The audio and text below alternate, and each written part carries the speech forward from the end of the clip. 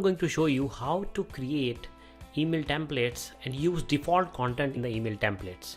So using the default content in the email templates, it's easy to send broadcast or use this in different sequences. For example, you may have a default content that you always use for webinars, or maybe you want to send some default content for your newsletters. So let's take a look at it. I think we will look at one of the examples.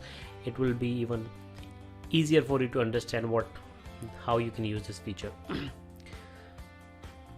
So go to your account and click on email templates. Once you click on email templates, you will see all the email templates that you have used in past, and one of them will be default. So the one which is checked is the default one. So we are going to start with a new template. So click on new email template and you can pick whichever you like. So for example, I'm gonna use this one, and I'm going to use this whenever I plan to send a webinar invite. I think I'll use this. So I'm going to change it, to rename it to webinar template. Okay, and then I can make some changes into it. So I will say Tuesday sessions. Okay, so let's say I'm gonna say this, the business of email marketing. So this is I'm changing the template. This feature was always there, but this start of a new default content and end of default content is something new that was added. So I'm going to remove this, and this is where I want to add some default content. So what I want to do is that if I am going to create a broadcast in future, or if anyone in my team is going to create a broadcast in future, they can simply use this template and some of the default content will already be there. We just need to plug in some of the new details. So let's see. I want to say that I want to add a heading saying that webinar this Tuesday. Okay, and then I want to use this holder to know that I need to insert the date here. Then I can add some text saying that what you will learn. Okay, and then I can add some number list like topic 1, topic 2. Okay, so maybe this is the format that I want to use when I was sending a invite for a webinar. So I'm going to also add a button here. So button, I'm gonna say register for webinar. We are not going to use the URL in this case because we want to have a new URL.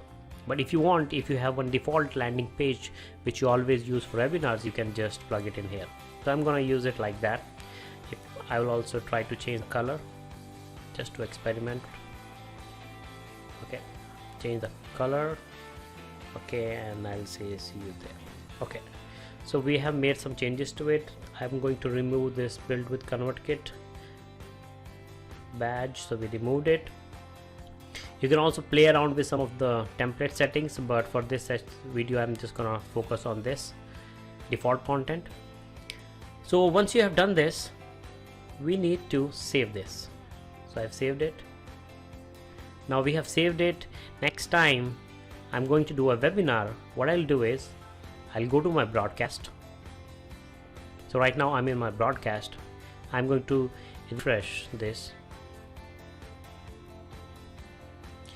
and because we want to send a webinar invite, so we'll scroll to the right and select the template that we selected, which was webinar template. So select it. It will say, do you want to replace the content? We'll say yes. Okay, and now you can see that the template is there and also with the default content. So I can say whatever date is, let's say September 7th, and what you will learn. So you can just say email basics or something like that. So you can see that you can save a lot of time. And also I really like this feature that if you have multiple team members working and you want to have a standard for everyone to follow, you can just use this template as well as the default content. So it's not like someone could make a mistake, and you are keeping everything in a standard. Similarly, you could have other templates. You could create a template with default content for your newsletters, for your text-based emails. If you want to have a sale for your course or for your ebook, you can have that kind of template. So there are a lot of things that you can do with this. You can also preview it if you want, and it will show you how it will look like. So you already know that feature. So this is how you can make use of this default content in your email template. I really like this feature as it saves a lot of time and make you more productive. Hope you like this video. Let me know in the comments how do you plan to use this email template as well as the default content in the email template. Thank you.